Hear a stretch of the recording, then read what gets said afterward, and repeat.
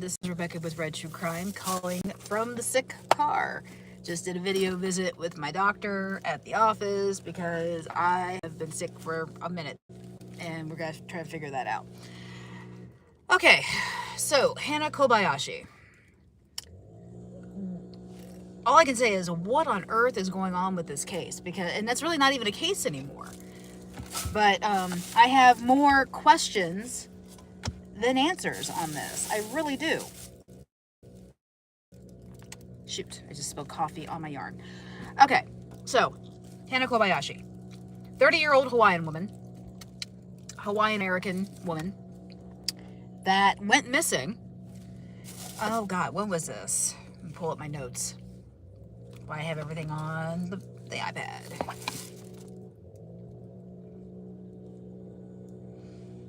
Let's see, disappearance. Okay, so she went missing on November 8th.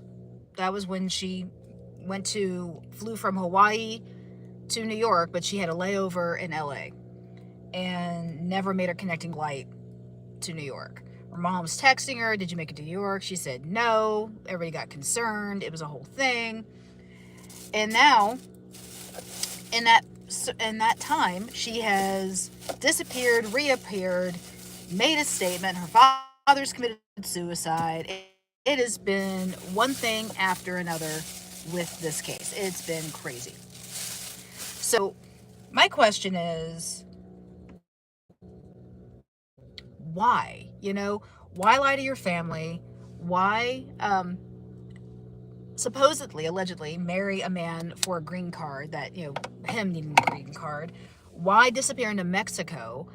And why not talk about your father? And, because that gives me questions, because with her behavior, gives me the idea that maybe there's some mental health issues going on, and with her father committing suicide days after she went missing, begs even more of a family history of mental issues going on. They've raised almost $50,000 on a GoFundMe that the family is now refunding.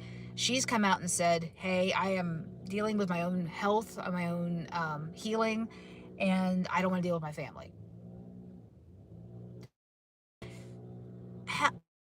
You can't make this case nationally and not give out more information. And the other crazy thing is, she's in Mexico and doesn't know about any of this stuff going on?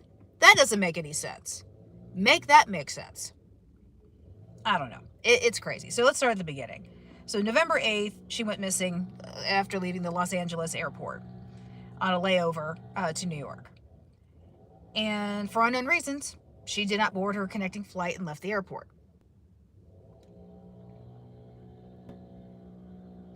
Oh yeah, I agree with that statement. Nothing's normal and normal is whack. Thank you. I like that. Okay. So I'm talking about Hannah Kobayashi for those of you who are just now tuning in. Now, I do have a channel called Red True Crime. I cover mostly local cases. Big one is Marissa Carmichael. I do cover cases around the new channel, so I'm broadening out. So this whole thing, Hannah Kobayashi, has been bizarre from the get-go. So on the 8th, she disappears. No one knows where the heck she is. They see her leaving the airport with a man. On the 11th, they see her with another unknown individual going on the Los Angeles Metro Rail. So her father traveled to LA to look for her on the 24th of November. She'd already been gone almost 2 weeks. And then not long after that, he's found dead in his car, like he jumped off or found dead in a parking lot near LAX, like he jumped off the parking structure. No note, nothing.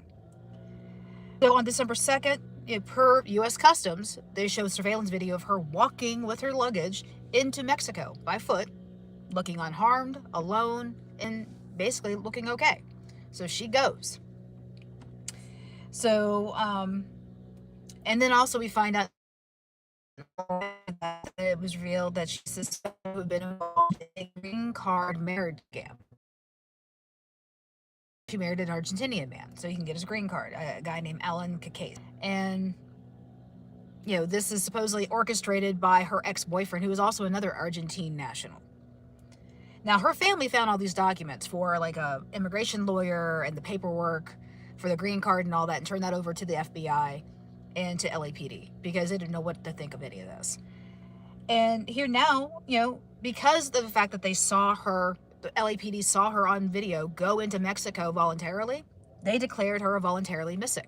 Meaning a person can just leave their family, not give word, but as long as they check in with law enforcement, like, I'm alive, I did this of my own volition, they don't have to do anything. You know, they can't even tell the family they technically have found her alive. They don't have to do any of that. So now, since all this has happened, she's come back to the U.S. She was basically came back on the what day did she come back? Yeah, on the she came back into the U.S. And then on the 16th, which was yesterday, a statement was released, and she's like, still processing it all, was unaware of media coverage. And again, I don't understand how that's even possible, especially once it was found that she had gone into Mexico. It should have been all over the Mexican media. But okay, she didn't know what was going on. And let's see. Yeah, had been aware of the headlines she had made around the country following her disappearance, and said, quoted, "I was unaware of everything that was happening in the media while I was away, and I am still processing it all." She's like, "I kindly ask for respect for myself, my family, and my loved ones as I navigate through this challenging time. Thank you for the understanding," the statement added. I call nonsense. Because my thing is, how do you not even address that your father has committed suicide because you went missing? How do you not address that? Everyone wants to know why. You know, what's going on with that? The family is keeping a lot of that quiet. They've not even discussed it. Why?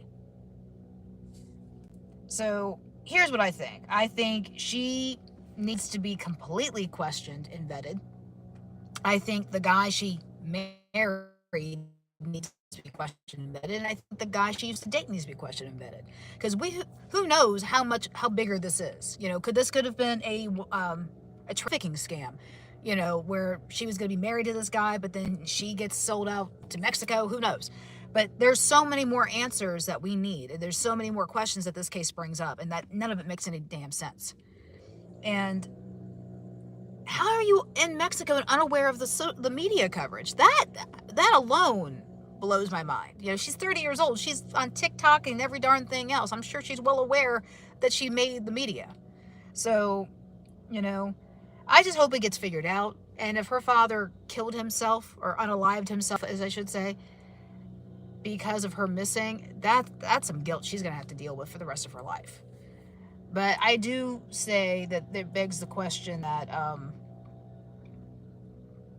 yeah, there's some, if law enforcement just drops this, or if they do any more investigation on this, on her in general, because, I mean, her father chose to unalive himself, but at the same time, the green card scam speaks volumes of maybe some bigger thing going on. So, but I'm going to hop off here because I need to go home and go to bed, because I'm at the doctor's office and I am sicker than a dog. You can see my red cheeks. I am not feeling great. But check out the other lives, check my other posts, my other videos on here. I've got a bunch about the crimes that I cover. I did one on Jay-Z yesterday. That was interesting. But, or the day before yesterday. I can't remember. But check it out. Like, subscribe, share, comment, whatever. Years old. I was born and raised in Cincinnati, Ohio. I have 3 kids. I am a widow. My husband passed away 2.5 years ago. And I just like true crime. I work in history. I am a historical document preservationist, so I restore historical documents. But I also enjoy mystery. Now, I'm a big fan of Agatha Christie, Elizabeth George. I watch a lot of true crime documentaries, because for me, it's all about why. What made this person click over to do this? Why? Why did they pick that person to unalive? Why did they pick that person to victimize? Why? It's always about why for me. So, but that's basically about it. I mean, I have no background in law enforcement. I did have some creepy dude who was stalking me and putting things on Facebook, doing lives about it. I got fired from my news job. Never had a news job. For the school paper for a little bit, but that's about as far as I journalism. I am currently taking some journalism courses through Columbia online, so to give myself a little bit more credibility. But other than that, that is it. That is my story. So, like I said, go to my channel, Red True Crime. It'll, more videos on there about other topics. Well, they're all crime related, but they're all on different subjects. And yeah, that's all I got. So I will try and get back on here if anything else updates. Marissa Carmichael, that's the big one I cover on my channel. They are doing a candlelight vigil for her on December 27th. By no means are they saying that she is unalived, but she's still missing and no one knows what happened to her. But that will be at the Exxon gas station where she went missing from. So in Greensboro, downtown Greensboro. Okay. So I'm going to hop off here. I'm having some connection issues.